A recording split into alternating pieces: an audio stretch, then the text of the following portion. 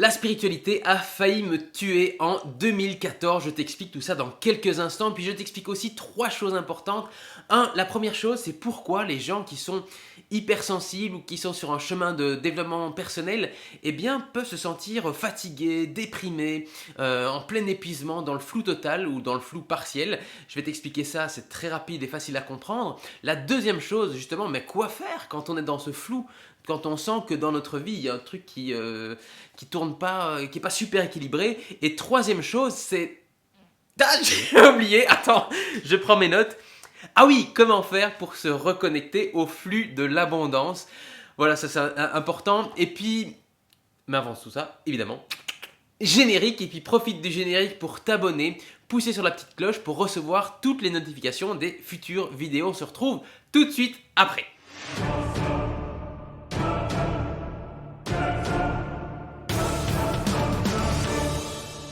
On est en 2014, j'ai fait des tas de petits boulots, je suis dans une situation qui me convient pas du tout et je me pose des tas de questions. Pourquoi est-ce que ça m'arrive?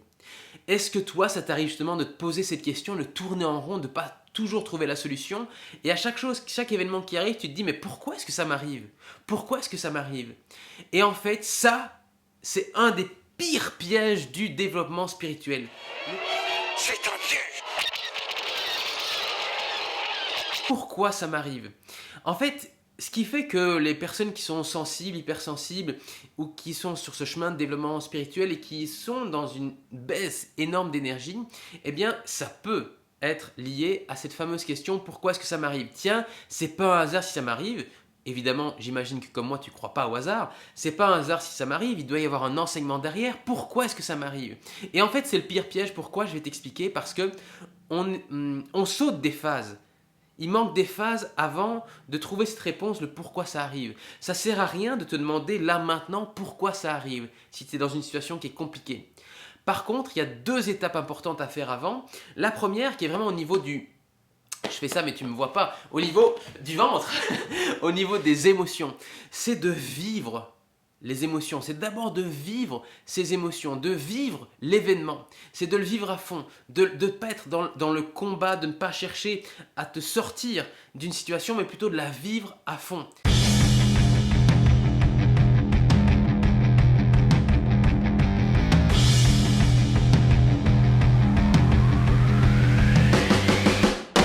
Même si les émotions peuvent être difficiles. La deuxième chose, c'est au niveau du cœur. Deuxième étape, c'est au niveau de l'accueil. C'est d'arriver à accueillir ce qui est. Ça, c'est la vraie spiritualité pour moi. C'est de se dire que, quelles que soient les situations que l'on vit, c'est de pouvoir les accueillir avec la même légèreté, avec la même ouverture. Une fois qu'on est passé par ce fait de vivre les émotions, par l'accueil, je vais t'expliquer après comment on fait pour vivre dans l'accueil. Ça se travaille évidemment. Je ne peux pas t'expliquer, c'est pas une baguette magique, c'est vraiment une question d'entraînement.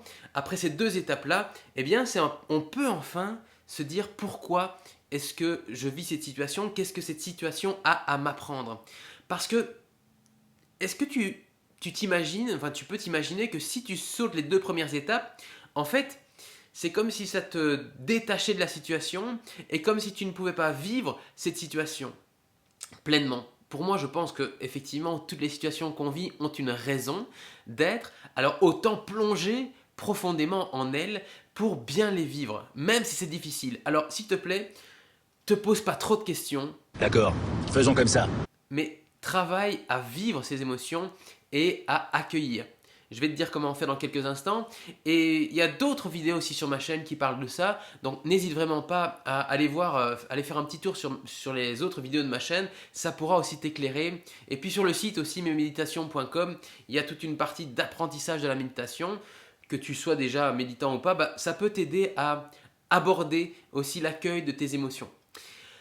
Ça, c'était le premier point. Le deuxième point, c'est justement, mais qu'est-ce qu'on fait quand on tourne en rond? Qu'est-ce qu'on fait quand on tourne en rond et que c'est pas trop, on est dans le flou, on est un petit peu paumé.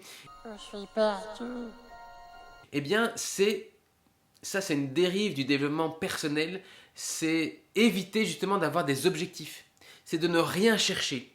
C'est de ne rien attendre finalement de l'univers. Alors ça peut paraître vraiment très bizarre ce que je dis, parce que partout on entend, il faut se fixer des objectifs, il faut penser que l'univers est là à conspirer à notre bonheur, j'en suis convaincu que l'univers conspire à notre bonheur, mais pour que les choses arrivent de l'univers jusqu'à nous, il faut que ça passe finalement par notre intuition, par nos pensées, par nos émotions, par notre corps, et si on a le mental qui bloque parce que des croyances limitantes, parce que des pensées habituelles, parce que des schémas de pensée qui font que ça limite tout l'accueil finalement des énergies ou des possibilités de l'univers, eh bien en fait, si on attend quelque chose, ça va être très compliqué parce que qui dit attente dit stress de ne pas ou peur de ne pas obtenir les choses que l'on attend.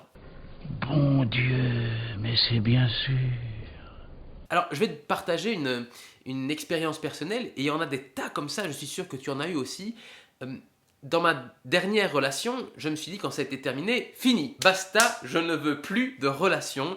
Et donc du coup, j'étais dans un accueil, dans aucune attente, mais vraiment aucune attente. Et en fait, 5 jours après, 5, je dis 5, c'est peut-être 10, 15, je sais plus moi, mais quelques jours après, je rencontre ma nouvelle compagne avec qui je vis une vie absolument géniale. Et donc du coup, c'est intéressant parce que j'avais aucune attente que ça se réalise, parce que je cherchais plus à vivre une relation de couple. Et en fait, ce qui est fou, c'est que quelques mois plus tard, j'ai retrouvé une lettre que j'avais écrite des mois avant, en disant, bah voilà, j'ai envie de vivre une relation comme ci, comme ci, comme ci, comme ça. Et puis en fait, je me rends compte quand j'ai retrouvé cette lettre, que c'est ce que j'étais en train de vivre. Et je pense que c'est parce que j'avais oublié cette lettre, donc du coup je m'y accrochais pas, et que j'avais eu ce côté de allez, je m'en fous maintenant, je veux plus de relation, je cherche plus rien, et c'est très bien comme ça. C'est un peu ce qu'on appelle le lâcher prise. Et donc du coup, c'est ne rien attendre du tout. Alors je sais que c'est difficile, je sais que c'est contraignant parce qu'on a toujours envie de s'accrocher à quelque chose, et pour ça justement, qu'est-ce qui est de mieux, mes amis, que, entre autres, la méditation. Et donc, il y a des tas de manières de méditer, bien évidemment.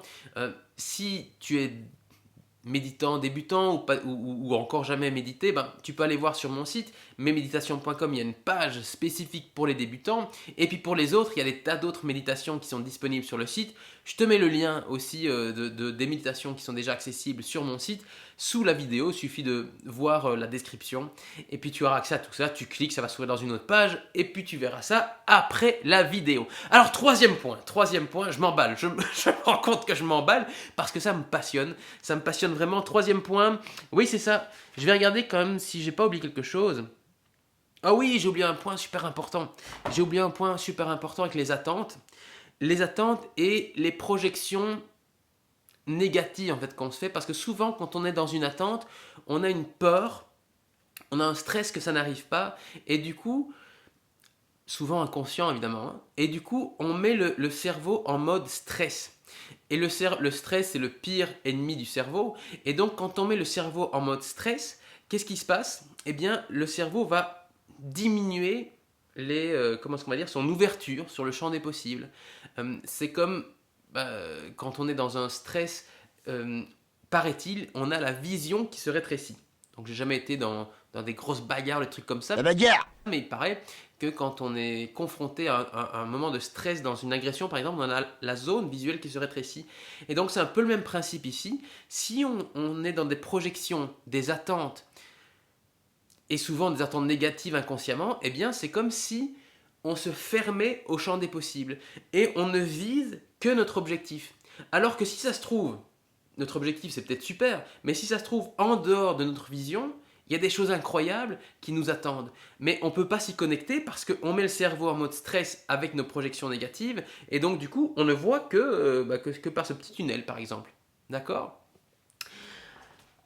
Oui, autre chose par rapport à ça, j'ai bien fait de prendre mes notes, hein. Autre chose par rapport à ça, c'est que si on est dans un mode stress, à faire des projections négatives, si tu n'as pas encore compris, eh bien la créativité, elle va diminuer parce que c'est impossible d'être stressé et créatif.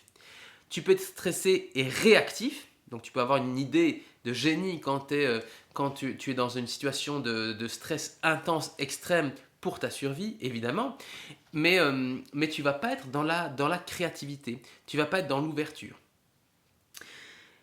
Et donc, me vient finalement cette question qui va permettre de revenir dans l'instant présent, c'est, parce que si comment faire pour ne pas justement se projeter, avoir des projections négatives, c'est se poser cette question, tiens, est-ce que maintenant, je suis dans un état de danger de mort? Vous pouvez répéter la question? Est-ce que maintenant, je suis dans un état de danger de mort? Si la réponse est oui, mais cours.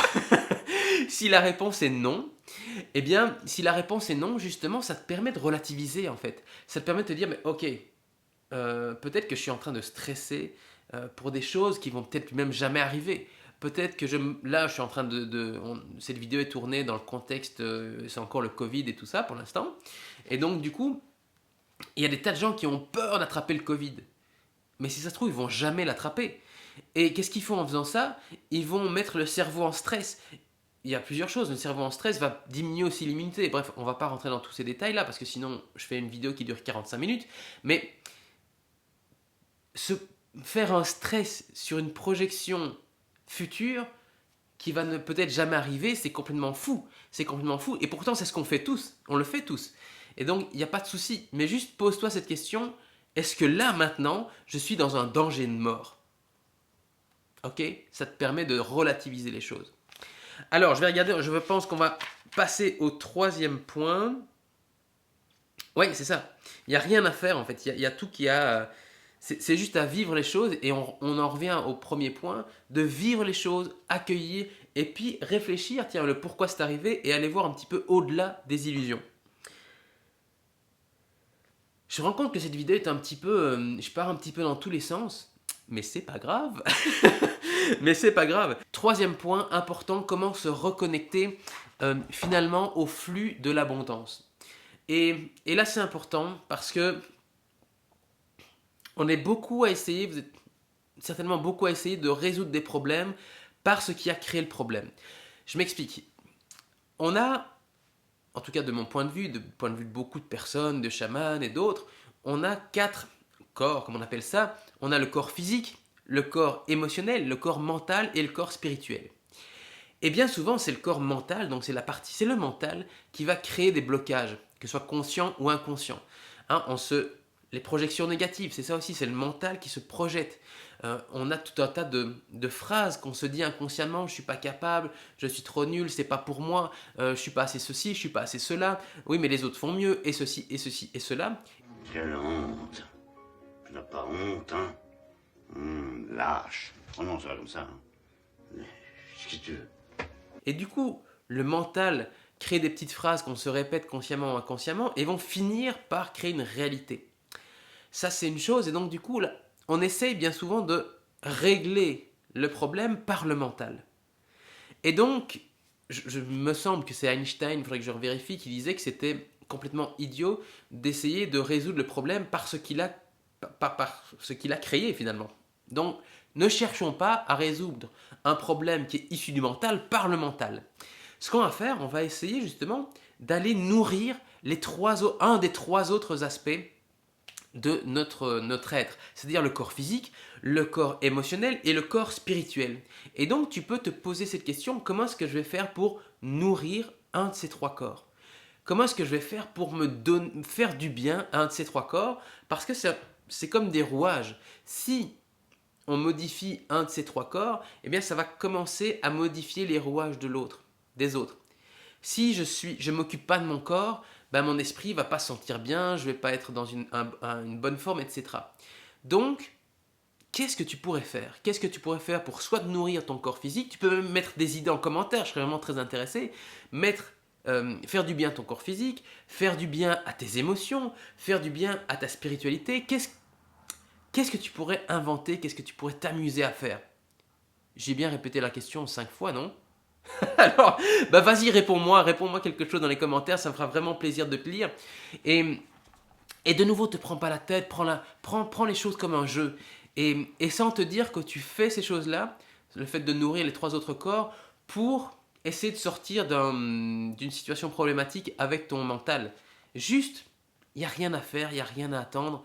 Joue le jeu, quoi. Nourris-toi d'une certaine façon. Et c'est un peu comme des vases communicants, ça va nourrir le corps physique par exemple, tu vas, je sais pas moi, tu vas te faire du sport, tu vas te faire masser, j'en sais rien, des choses comme ça, tu vas te balader. Et du coup, c'est comme s'il y avait une jauge qui montait au niveau du corps physique et ça va se répercuter sur les autres. Et donc, je pense que j'ai fait le tour. Oui, j'ai tout dit. J'ai tout dit, je te remercie. Si tu as aimé évidemment cette vidéo, n'hésite pas à mettre un pouce bleu vers le haut, bien entendu. Si tu trouves que la vidéo est intéressante, qu'elle peut aider peut-être des gens dans ton entourage, tu peux aussi la partager, ça me fera vraiment super plaisir. Et puis si ce n'est pas encore fait, tu peux t'abonner à la chaîne. Et puis moi je te dis à très bientôt, on se retrouve dans une prochaine vidéo. Et je te dis à bientôt, c'était Julien Lux, dit l'Enchanteur. Bye bye.